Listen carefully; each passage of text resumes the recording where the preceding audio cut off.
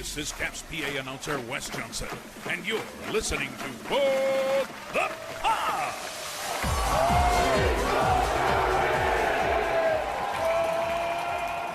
Hello, everybody, and welcome to a brand new edition of What the Puck. It is a Washington Capitals podcast, which means it's a podcast about your 2023 non-playoff team. Thank you all for listening to us on Apple Podcasts, Stitcher, TuneIn, Player.fm, Overcast, Google Podcasts, Spotify, Facebook, and YouTube. Well, the Capitals are officially eliminated in contention for this playoff round. The first time since 2014, since that Adam Oates season. Joining me as always to talk all about it. He's going to talk us all off the ledge. Coach Dan, what's going on, man? How you doing? Talking you off the ledge. Yeah, I'm right there. No, I'll just say right there with you, but I'm definitely not that. I'm definitely not on the ledge. It's kind of what I put in our notes for today's show. It just kind of sucks. Yeah. Like it was, I forget exactly how I worded the tweet last night when I totally forgot. Like all day I was like, yep, we're going to find out tonight if they're, when they're going to be eliminated. And then it wasn't until I got that text from you and I was like, oh, right. Like it was like 10 o'clock at night. I've forgotten. But it was a foregone conclusion. Like we all saw that coming. It still hurt a bit when it actually happened. But it still hurts a bit that they had this opportunity this season that has just been completely wasted. And, the way this team was built, were they really a team that could have gone on a cup run? I don't know. I mean, it's so much easier now to say, well, of course not. Look at how the team is constructed versus what we were thinking in, September or October. But given the run that the play they had in, December, and knowing the two guys they had coming back, I don't think anyone could have foreseen that they would have just gone completely in the other direction. I mean, I think I'd retweeted it at one point from Ted Starkey in terms of their record after Backstrom and Wilson came back, or right about that time, but it's gone completely the wrong direction. I mean, they were second in the division, and then they came back, and then they're just like. That's what I wanted to ask you. I mean, that December was great. It was good to be a fan again. It felt like they had finally found their footing, and then these two veterans come back. These two guys that are in the inner circle of this team. They're the nucleus of this team. Tom Wilson, Nick Backstrom. They come back. And it has the opposite effect of what you think it would have had. These guys are no longer at the top of the division. They're not playing well. These guys come back, and it takes the team backwards. Like, they started the season, they found a rhythm, things started to work out again. Then you bring these two guys back, and it throws it out of whack again, and it never rights itself. Why do you think that is? Why bring these two veterans back? And there was some weird stuff online. People were saying that they should have started the season in Hershey to work off some rust. If you're Tom Wilson and Nick Backstrom, you're never going to go to Hershey, ever. That's not going to happen to everybody out there. They're two veterans. They're not going to go down for a conditioning stint in Hershey. That's never, ever going to happen. But what do you think it was about these two guys coming back that had such a reverse effect of what it either should have been or what we expected it to be? I don't know. What's your thought on these two guys coming back and then the team just tanking?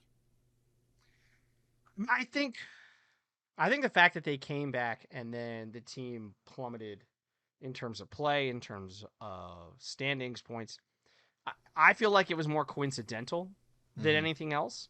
I don't attribute it to one particular thing of being like, oh, that's the reason why, Right.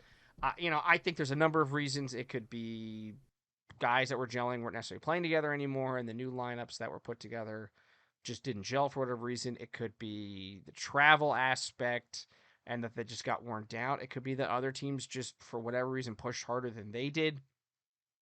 I don't think there's one particular reason. I think it was just it was a mixture of a bunch of things that just wasn't great in terms of how this team could push themselves forward. I think the constant injuries to other guys, Wilson came back and then got hurt right away. Oshie's been in and out of the lineup. Backstrom's, while he's playing very well, he's not the guy he used to be. I think Kuznetsov's play has dropped off a bit. And so, the injuries to defensemen, and you lose John Carlson after his horrific injury for 30-something games. I mean, it's just this was. I want to say I heard on Caps this morning that they were like the fourth most injured team in terms of like man games lost, and it's unfortunate that it's come down to this. But that kind of not as expected, but is to some extent the reality when you have a team of older guys that it takes longer for them to heal up. And so it is what it is to an extent. I mean, this is what they kind of they were banking on the fact that they were going to stay healthy. It just didn't happen. And then I think to an extent the coaching staff just was never quite able to get things going. I think a lack of players that could step and fill in. I mean, it didn't help that the guy they brought in to fill in for Tom Wilson while he was out and Connor Brown got hurt, and that's not a slight against Connor Brown. Like the fact that he tore his ACL or whatever it was, like it's a freak injury that happens. There's nothing he could have done about it, or anybody really could have done about it. But I think this was just a season of just whatever could go wrong went wrong for this Capitals team. Now, with all of the injuries, I guess it does come with age. It takes longer for guys to heal. We've seen all that kind of happen, but we've kind of seen it with the Baltimore Ravens. If you listen to my other podcast called The Call, there have been a lot of injuries over the last couple of years, and they got a rating from the NFLPA for a strength and conditioning coach. He got an F, and the Ravens fired him. So a lot of guys are coming out, wide receivers are coming out and saying, they didn't prepare me for this. They hurt me for doing this, da da da da da. Like they're going all this. Is this a coaching thing? Are the strength and conditioning coaches for the Capitals not up to par of what they should be, do you think? Or is this really just wear and tear on an older group of guys? I think to an extent, it's wear and tear. I think to some extent it's freak injuries. I mean, Carlson got hit in the head with a puck. You really can't really help that. It crushed into his helmet, which then cut a artery or a vein or something, and it was just it was a freak injury. I think they came into it knowing that Backstrom was going to need this after years and years of playing and having hip problems. Wilson had a freaking the ACL, was it ACL, MCL, one of those. Brown had the ACL. These aren't pulled hamstrings and quads. These aren't small muscular things that were due to being necessarily overworked in practice or overplayed in games. I don't think I saw anything like that. If guys were, missing games because of a quad injury, then yeah, I'd be like, maybe the strength and conditioning staff isn't doing a great job getting them prepared for games. But I don't think that's it. I think it's just a bunch of freak injuries. I mean, they're not even the number one team in terms of having guys out for injured, man games lost due to injuries.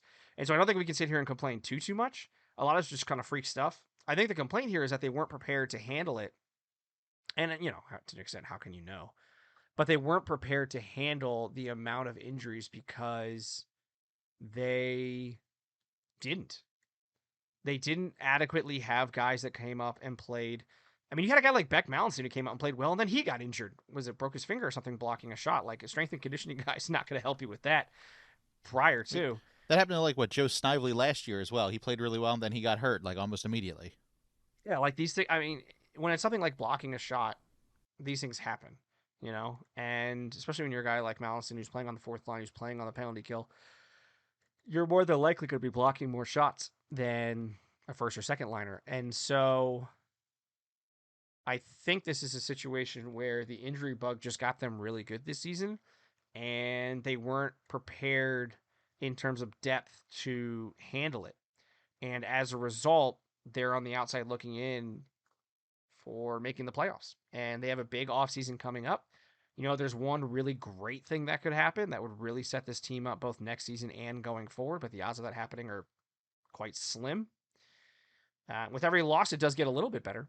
But it's just, they're not going to end up in the bottom four, so they don't really have that high opportunity to pick, to have a chance to select Connor Bedard. So, I think there's a really big offseason coming up that's going to be really important for the future of this team, both next season and going forward, in terms of how they're going to do. But I've read on the Athletic, Tarek El-Bashir with his mailbag talking about how he thinks the Caps are going to be really busy. Mike Vogel with the Caps, I read his thing just a little bit before we started recording. He was talking about how the Caps are going to have a really busy offseason. I was even playing around on capfriendly.com in terms of like the armchair GM trying to see what the Caps lineup would be next season. And like I made the assumption that they're going to bring back Connor Brown. And I made the assumption they're going to trade Evgeny Kuznetsov and Anthony Mantha. And like there's still like a good opportunity for change in the forward department. I think the 6 defensemen and 2 goalies are set for next year. I think we're definitely obviously going to see Kemper and Lindgren back on in the goaltending department. I think we're definitely going to see some combination of Carlson, Favari, Sandin, Jensen. I'm like, who am I forgetting? Jensen, Van Riemsdyk, and Alexiev as the 6 defensemen. I'm sure they're going to go out and sign a veteran guy to play as that 7th defenseman or bring up someone from Hershey, but I would expect them to have a veteran. And then it's the forward group that I think is going to be really interesting in terms of what they decide to do, who's coming back next season, who's potentially making their way out. I mean, I think we to an extent have less questions, depending on how you kind of line up your questions. But we had less questions now than we did before the deadline, the trade deadline, that is, in terms of like who's staying and who's going, because a lot of the unrestricted free agents are already gone because they got traded. And so we don't have to sit there and go, ooh, there's a bunch of holes. Like we already know. You essentially replaced Orlov with Sandin, which for me works out really well. Because this dude's like, he's a point per game player, almost a point per game player since they brought him in. I mean, I keep talking about how Carlson and Favari are going to be the number 1 pair. Could it be Carlson and Sandin as the number 1 pair next season? And then I've liked him Favari a and lot. Jensen. The trade came in and I was like, Who are you? Rasmus what? I even thought it was Sundin. And I was like, is he related to Mets? Like, I had no idea. Oh, Sandin. Okay. No idea who you are. And then he played, and I was like, well, I know who you are now. Like, you're doing quite well. Thank you very much. But I think next season, they have some guys that are definitely set in their spots. We know the obvious ones. Wilson somewhere on the first or second line, right wing. Ovechkin top line, left wing. I think you have Backstrom likely on the... And Strome in somewhere in the first through third line center spot. If Kuznetsov comes back, he's first or second center spot. But I do think he's going to get dealt in the offseason. And then if there's, a deal worth taking there, because I don't think you send him out just for draft picks or just for prospects, unless you're going to flip those in either a 3-team trade or you have something else lined up to bring in a center. If you haven't already signed one, I expect them to make more trades than big name free agent signings, because free agent signings just cost you more. Especially because I was reading this, I think it was from Mike Vogel again, that he was saying, when you sign a guy, and we saw this with Orpik and Niskanen when McClellan brought them in from Pittsburgh, that when you sign a guy, you're signing him for what he's done, not what he's going to do. Now, part of that is obvious because none of us can predict the future. But also, you play really well, you expect to get paid for playing really well with the expectation of the team, and likely the player as well, unless you're Albert Hainsworth, that you're going to continue your high level of play.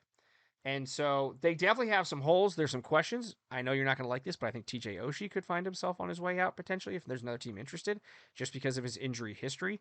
But you also don't want to make too many moves, because then you're already likely going to have a new coaching staff, and then you're going to have even more guys that are going to need to gel. So I think Oshie will stay, but I wouldn't necessarily be shocked. Like if I got a text from you or someone, or I saw on Twitter that Oshie got traded in the offseason, I'd be sad, because I think he's been a great member of this team. And, I wouldn't be surprised to see his number or his name somewhere in Capital One Arena at some point. Or at that point, it'll probably a different name since they switch it up every once in a while. I think Mantha's gone, but I think there's a lot of guys set in the forward ranks, but I think there's definitely going to be some holes that need to be filled, both internally and externally. Besides Ovechkin, because he's not going anywhere. Besides Ovechkin, is there anybody else that is safe from being traded? Like, is this, at this point right now, are you going to listen to, like, if you're Brian McClellan, are you listening to, like, every offer out there for any other player besides Ovi? Or are there other players that you're like, no, these guys need to stay, they're a huge part of this team, we can't lose them, they're too important? So I don't know if I would. Are we just talking about forwards? I'm talking about anybody. Okay, so I think of those 6 defensemen, the only defenseman that you're potentially taking offers on is, well, Favari, if you're struggling to come to an agreement on a new deal. And I don't think that'll be the case. But if it's looking like that's going to be a problem, he probably will get you someone really good in return. Could potentially even be a defenseman. And then that's a deal they might want to make. But I don't think that conversation will ever even happen outside of like, let's just be prepared in the event that this happens, which you probably have a conversation about every guy when you go into being restricted free agency. But I think he's going to sign. I don't think that's going to be a problem. I think that will happen sometime shortly after the season is over. And then, which is what, next Thursday? And then, oh, that's depressing. Knowing when it's going to end, haven't had to do that in a while. But I think of defenseman, the only guy that potentially would get. No, you know what? Actually, I might take this back. Let me double check something because didn't he just get signed to a new deal? Yeah. You know what? I take it back. Favari would be the only guy I'd be expected to get dealt. Him or Alexiev, and only because if there's an issue re-signing both of them, of which neither one I expect that to happen. So I don't think any of the defensemen are going to get moved out. In terms of forwards, being safe. So I guess I didn't really answer your question that first, or I answered it awkwardly. I think all the defensemen are safe. I think maybe you move a guy like Jensen, but even then, you just sign him to a new deal, and I'd be concerned about the message that sends to players in the league of being like, we're going to sign you to a deal, but then also look at trading you. Like that, unless it's a sign and trade, that I think sends a really bad message. So I think all the defensemen are safe. I think we know what the 6 defensemen are going to look like next season. I think with potentially different coaching staff and more playing time for Sandin, for Favari, Carlson having all of his pieces of his body attached in one piece, all that good to go, then they'll be fine. I think Ovechkin used to, obviously, I think Backstrom is not going anywhere. I think he's another guy who's going to retire at Capital.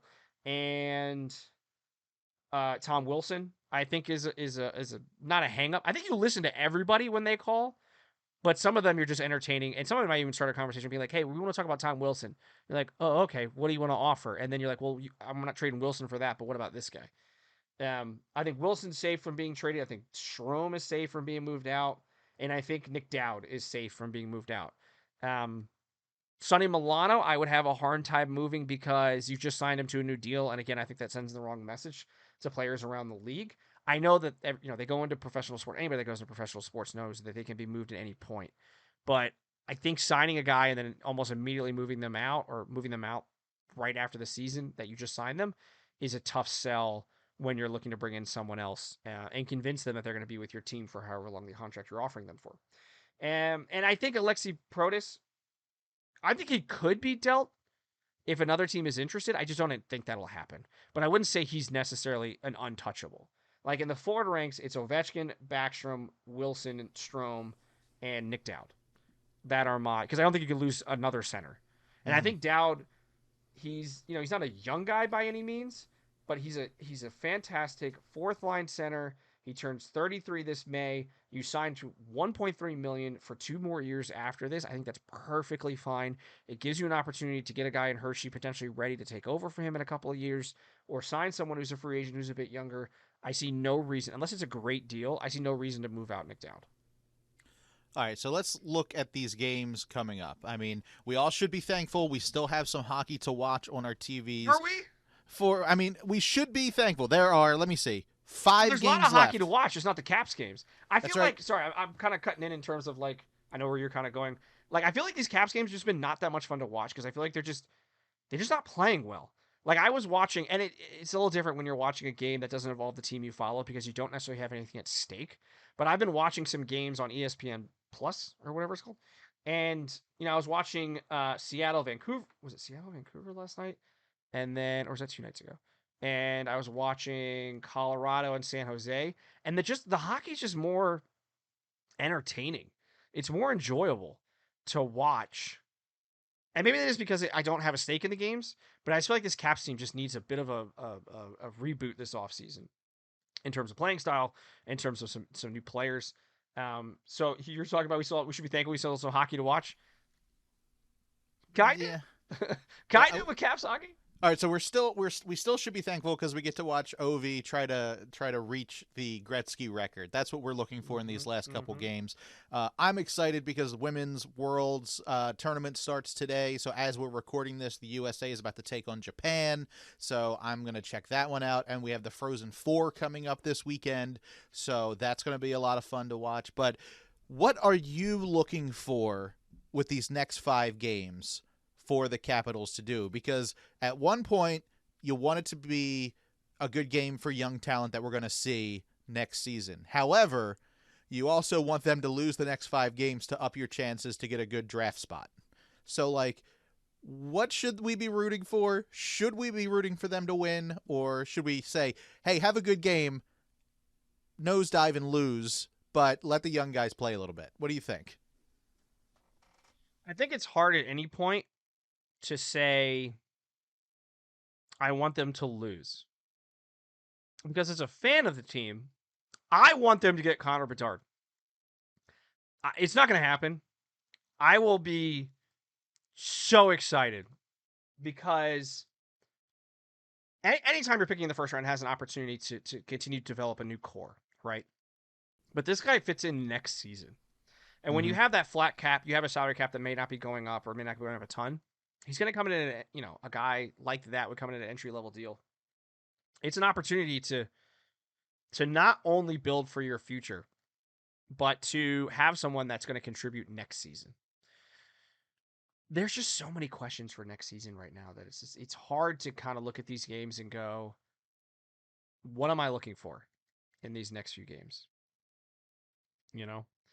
I want them to win, but I want them to play for next year as well. And that doesn't mean lose. That means I want to see Alexiev. I want to see Alexi Protas getting good minutes. I don't want to see them playing 5, 6, 7 minutes a night. These guys are likely the future. Or if they're not, let's find out now. Because in terms of the playoffs, in terms of the overall season, they don't have anything to play for.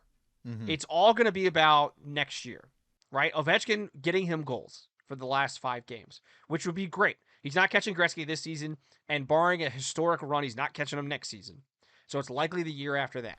I think I predicted Christmas 2025. I think that's what I said. We get through the next season. Wait, 2023? No, next season is 2023, 2024. No, it'd be Christmas 2024 would be a season and a half from now. Okay, that's what I'm saying then. Christmas. No, that's what I think you mean. Yeah. I was like, I'm pretty sure he means 2024 because that would be 2.5 years. I'm like, then he's going into last year of his contract. So, I think they're playing for next season, and that means you're playing these young guys. That doesn't mean you're calling up guys from Hershey and giving them minutes. You're playing with the guys you have now, but you're giving Alexiev minutes. You're giving Protas minutes. I don't want to see Matt Irwin on the. No offense, but I don't want to see you on the ice for this Capitals team again, barring an injury or someone getting sick, which happens, right? Like, that's fine. Then he plays because someone else can't. But if I see a game where Alexiev is not playing, I'm going to be angry. Because, I mean, like, sports angry, not like real life angry. I'm going to be angry if Alexi Protas is not playing because it's dumb. Like, these guys need to get minutes and prepare for next season or showcase themselves for another team as part of a package deal or whatever the case may be to help this team grow for next year. So I don't want to see any of the older guys playing because that's what this team needs to do to prepare for next year. Every minute that Alexiev and Protas are on the ice gives them more experience and should make them a better NHL player. And, the other thing to look forward to is just that these guys, some of these older guys are going to get a little bit more time off. They're not playing, given if they went into the playoffs, they probably have only been playing for an extra week, maybe week and a half. But it gives them some more time off. It gives their bodies a chance to heal. It gives them an opportunity to kind of step away from the game and refocus. And you know what? Maybe go into next season with a little bit of a chip on their shoulder. But I think the likely new coaching staff will have an angry team or maybe not angry, a motivated team going into next season. And so there's a lot that's going to change between then and now. A lot of players are going to come in that aren't currently dealing with the nonsense that the Capitals have. So I think it's going to be good. But I think the rest of the season is just a matter of playing these younger guys good minutes and seeing what happens. Now, if you're Peter Laviolette, you've got 5 games left. Your contract's up. I'm sure he knows he's probably done here in Washington. He's a professional, so I'm not going to say like he's going to make dumb moves just like to spite them or whatever. He's not going to do that. But like, what do you think his mindset is right now? You've got 5 games left. I'm sure you want to win them. I'm sure you're going to be like, hey, I'm a good coach, but it just didn't work out here. What do you think he's thinking right now? I mean, I have to imagine he's planning for next year and whether he wants to continue coaching, to move up into the press box. I don't know if he would be doing play-by-play, move into a studio job. I mean, I think that's what not his focus. His focus is likely because he's a professional coach. His focus is on these last 5 games and wrapping up the season strong. His focus is on getting the best out of these players. And as a fan, I have no ill will towards him as a coach. I just think it didn't work. For whatever reason, it just didn't work out for him here. And we've seen that with coaches in the past who have succeeded in other places and then gone somewhere and it didn't work. And there's probably a number of reasons, and we may never know exactly what those are. It's not that the players didn't play hard or play well necessarily for him. It just didn't work. So I think he moves on. I think they just go. My guess would be is it's a mutual parting of the ways of just like, sorry, we're not interested in having you back. And he's like, yeah, I wasn't really interested in coming back. Like, I'm going to go try somewhere else. And there's probably a couple other guys that might be out of a job come, the end of the season that the Caps might be interested in. And that opens up spots for Laviolette to go somewhere else and try again. Or it could be that he goes, you know what? I don't really feel like doing the run around during the season. I'm going to go hang out in a cushy, ESPN office in New York, or go hang out, I'm guessing, Toronto, wherever TSN is, and hang out there. So I think it'll be interesting to see what he does. I'd be curious to see where he lands, but I highly doubt he's going to be sticking around in DC. Yeah, I agree with you there. And, if he does want to go into commentating, I mean, you've got ESPN, you've got ESPN Plus that shows tons of hockey, not just the NHL. You've got FanDuel TV, you've got TSN, the NHL Network, Fox Sports. There's collegiate hockey that you could follow. I mean, there are tons of places to go right now with the boom of content out there. Now, I just sent you a link, tankathon.com/NHL, talking about the NHL Draft Lottery Simulator. Currently, the Caps are at number 9 with a 5% chance of getting the number 1 overall pick. Anaheim is at 25.5%. So, 5% chance could happen. You never know. But right now, we're sitting currently at 5% chance to get that number 1 draft pick. I find it really funny that this website exists. Me too. Yeah, me too. Like, I don't know why I find it so funny, but I like it. Yeah, I mean, it's not bad. Is it weird I want Pittsburgh to make the playoffs so they don't have a chance at winning this kid? Because I feel like the NHL will rig it for them. Oh, 100% they would. Like, I won't mind that their playoff streak also ends, but I don't want them to have a shot at this thing being rigged. For the record, I don't think it's going to be rigged. It makes me very anxious that they'll end up with Bedard, and I'll be so annoyed. Yeah. It also makes me anxious he'll end up in, like, Philly. Like, if he goes to Columbus too. But if he goes to, like, Chicago or Anaheim or San Jose, I'll be like, all right. If he goes to Arizona, I'll be like, sorry, dude. I don't want him in the division unless he's playing in DC. As the home team. Click Sim Lottery. What do you get? I got St. Louis. Oh, we ended up in second in the second time I did it. That's not bad. All right. You see, I did it, and we were still at 9th. Chicago got the number 1 pick in my Sim Lottery. Montreal here. 2 in a row. Ooh, I could see Montreal ending up with it. I mean, that would be... The Caps don't move from 9 for me. They just sit at 9. Montreal just got the number 1 pick with this lottery. Oh, we got down to 10th. That's rude. Oh, no. Yeah, they just sit at 9th for me, so we'll see. Anyway, but should be a fun draft night. We'll see. The NHL Draft Lottery is on May 8th, so make sure you're watching that one.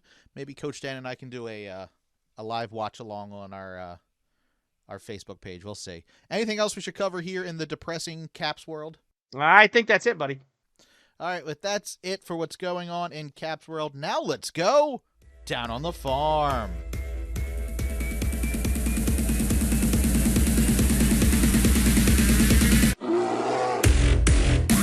All right, everybody, here we go. We're going down on the farm. We are talking about the Hershey Bears and the South Carolina Stingrays. Coach Dan, what's going on down on the farm? Well, let's start in Hershey, where the Bears went 2-0 with 2 wins over Cleveland. The Bears are currently first in the Atlantic Division and Eastern Conference with 91 points, one up on second place Providence. Now, with their most recent wins, they are guaranteed to have a bye in the first round of the Calder Cup playoffs. Now, they'll be back at it tonight, that being Wednesday in Providence, before heading to Springfield on Friday. They then host Charlotte on Saturday. Down in South Carolina, the Stingrays went 3-0 with wins over Cincinnati, Fort Wayne, and Toledo. Brandon, while writing my notes, I discovered I have a hard time spelling Cincinnati. I think we all do. too many repetitive letters in there that I don't know. Like I have I have an idea of the order, but how many repeat themselves? Not a clue. Uh, this puts them first in the South Division with 85 points, 3 up on second place Jacksonville. Now, with that win over Toledo, they officially clinch their spot in the Kelly Cup playoffs. So, Bears and Stingrays both in the playoffs this season. Now, they'll continue their run towards those playoffs in Greenville on Thursday before hosting Florida at the North Charleston Coliseum on Friday and Saturday. That's what's going on down on the farm. Now, here's a question. So I remember specifically during the 2014 non-playoff year for the Capitals that they had time blocked out for NBC Sports Washington to air the playoffs, and they aired the Calder Cup playoffs instead. Do you think here locally in the market we might get some Hershey Bears hockey on our TV? Ooh, I'd be fine with that. That'd be cool. My son would definitely be fine with it because he keeps talking about wanting to go back to a game. Now, he wants to go back so he can get another stuffed animal, but I think he also liked the hockey. Well, that's good. Yeah. Ooh. I mean, we'll see. I'd love to take him to a Caps game. I imagine the tickets are getting a little cheap for the last few games of the season. Yeah, they're not filling up that arena, I don't think. Not the way they're playing. But anyway, Nope. Go Bears, go Stingrays. Let's bring the Calder Cup and the Kelly Cup back to the Capitals organization. Now let's go around the NHL and beyond.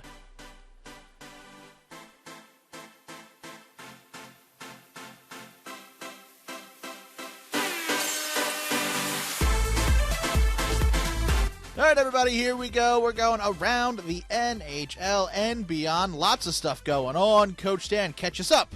What's going on around the NHL and beyond? Well, let's start with some signing news as the Rangers signed forward Philip Cheadle to a 4-year, $17.75 million extension. Cap hit comes to $4.44 million. In suspension news that occurred last week that either got updated onto where I get suspension news from late or I missed it. Either one of those is likely possible. LA's Blake Lizotte was suspended for 1 game for cross-checking Winnipeg's Josh Morrissey. Congratulations are in order for Hillary Knight, who is named the 10th captain of Team USA for the Women's World Championship, replacing Coyne Schofield temporarily while she prepares for the birth of her first child. Congratulations to her. Wearing the A's will be Alex Carpenter, Megan Keller, and Lee Stecklin. The Women's World Championship began today, again, that being Wednesday, while we record this episode. In World Juniors news, University of Denver coach David Carl will be the head coach of the 2024 U.S. National Junior Team. That's the news from the past week in the NHL. So, here's another thing I got to ask you.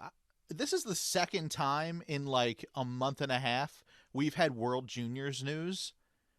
Has that ever happened before that we get World Junior news this early in the calendar year? Like, I know the World Juniors is an awesome tournament, and I love to end my year watching the World Junior tournament. But I cannot, for the life of me, remember getting news like this in like March or April about the World Juniors that's coming up in December. Are they just really excited because like they missed it in COVID and had no fans in 2021 and had to cancel in 2021? I don't know. But I find it funny that we're already getting so much news about that tournament. It just feels a little early. I don't know. Maybe it's just they've decided to shake things up and be like, we're going to give you guys more information earlier on. It's probably because the Frozen Four is happening right now, and they want to like jump on that bandwagon to talk. That about, makes like, sense. The collegiate people, but I still don't remember getting news this early in the year. I'm not complaining. It's just I don't remember that. So, anyway, Coach Dan, is that it for the show? That's it, buddy. All right, everybody. Well, if you would like to continue the conversation with Coach Dan or I, you can. It's real easy. You can tweet to either one of us. Neither of us are verified, and we're not buying it either. But you can check us out over on Twitter at BrandoCash. Coach Dan, where can people tweet to you at? You can find me on Twitter at WTP Coach Dan, talking all kinds of Capitals-related stuff. Not that there's much to talk about lately. You can find me on there talking about Arsenal Football Club, currently top of the table, talking about the Bills, the Commanders. Can they be sold already? And on there talking about other sports as well. That's WTP Coach Dan. But hey, if you've enjoyed the show, go ahead and check us out on Facebook at facebook.com/whatthepuckpod. It's where we post when new shows are going to be coming out, as well as all sorts of other interesting things related to the Washington Capitals, Hershey Bears, South Carolina Stingrays, Hershey Cubs, and other things related to the National Hockey League. That's facebook.com/whatthepuckpod. But Brandon, if someone happens to be a fan of a certain purple-clad team based out of Baltimore, is there a podcast they should check out? That's right. You can check out our Baltimore Ravens podcast called The Call. Me and my buddy Josh talk all things Baltimore Ravens and Lamar Jackson's ego. But if you'd like to check that out, make sure you check it out wherever you listen to this podcast. Now, we do this show for free. You listen, stream, and download for free on Apple Podcasts, Stitcher, TuneIn, Player.fm, Overcast, Google Podcasts, Spotify, Facebook, and YouTube. All we ask in return is for you to please spread the word about the show. Write us an Apple Podcast review, rate us over on Spotify, and then let people know on Facebook and Twitter and Tumblr and Pinterest and Instagram and Reddit and Snapchat and Twitch and TikTok and Hive and Discord. There's so many of them out there. Just tell anyone you know that you're a Caps fan and you listen to What the Puck. Now let's go over the games until we talk again. So, Coach Dan and I normally record on Wednesdays, but given the fact that the season ends on a Thursday of next week, we're going to take next week off to let the season finish. So we're not going to come back on the 12th, record an episode with only one game left, unless something crazy happens, which something will probably happen tomorrow after we get done recording this.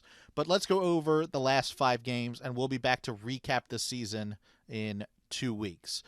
On Thursday, April 6th, the Capitals are up against Montreal, up against the Canadiens in Montreal, home of the screw job. That game is at 7 o'clock. You can watch that one on NBC Sports Washington. On Saturday, April 8th, the Caps travel to Florida, the team that won last night to not have the Caps in the playoffs.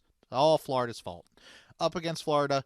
In D.C., up against Florida, up against the Panthers. That game's at 7 o'clock, NBC Sports Washington. And then on Sunday, it's Easter. If you celebrate Easter, have a good, happy Easter on Sunday. And then on April 10th, the Capitals are up against the Islanders in D.C. That game is at NBC Sports Washington. On Tuesday, April 11th, the Capitals travel up to Boston, a team that after the break, the Capitals beat. They looked great, things looked up, and then things just spiraled. But the Caps are up against the Bruins. That game is at 7 o'clock. You can watch that one on NBC Sports Washington. And the final game of this year, Capitals in D.C. up against the New Jersey Devils. That game is at 7 o'clock, and you can watch that game on NBC Sports Washington. All right, Coach Dan, I usually ask you about the back-to-backs. I'm not going to do that this time around. Although I think that they have a back-to-back. They just got a guy from Harvard, right? And he was the backup? So he was a 2019 draft pick, Mitchell Gibson. Likely will be signed. He was signed to like a professional tryout, amateur tryout, whatever it's called. He'll be, I imagine, signed to an official contract in the next couple weeks or something with the Caps, because his season, his time at Harvard just ended. At least playing hockey. I don't know if he's like graduated yet. In terms of the back-to-backs, at this point, who gives a you-know-what? Yeah. It doesn't matter. Like, if I'm Laviolette, I'm probably playing the kid. Wait. I'd probably play if I wanted to give the kid some minutes, I would, and they probably, maybe, I'd play him on the 10th against the Islanders and play Kemper in Boston. Boston at that point has everything wrapped up, so they may not give a you-know-what. Mm-hmm. So I think that would be... That's what I would do if I was a coach. I probably would play the kid at home, friendlier environment, and then play Kemper in Boston. Now, how many of these last 5 games are W's? Maybe 2. Do you think 2? I think they could probably beat Montreal and the Islanders. Maybe the Devils, because at that point, I mean, hang on, I haven't actually looked at the standings close enough to see. Maybe not, because the Devils might be fighting for a specific spot. I mean, they're still trying to chase down Carolina, so that actually might not be. That might be them. They may have an opportunity then to actually push for the division win. So or try and keep ahead of the Rangers. So I could see, maybe 2. Montreal and the Islanders, I would think, could be wins. Boston, maybe if they don't care, but if anything, Boston might be gearing up for a playoff run. So Yeah, I'd say maybe those two. If we're lucky. All right. Well, hey, 5 games left. Caps, keep us entertained. Let's get Ovi some goals. Everybody, say it loud, say it proud. Let's go, Caps.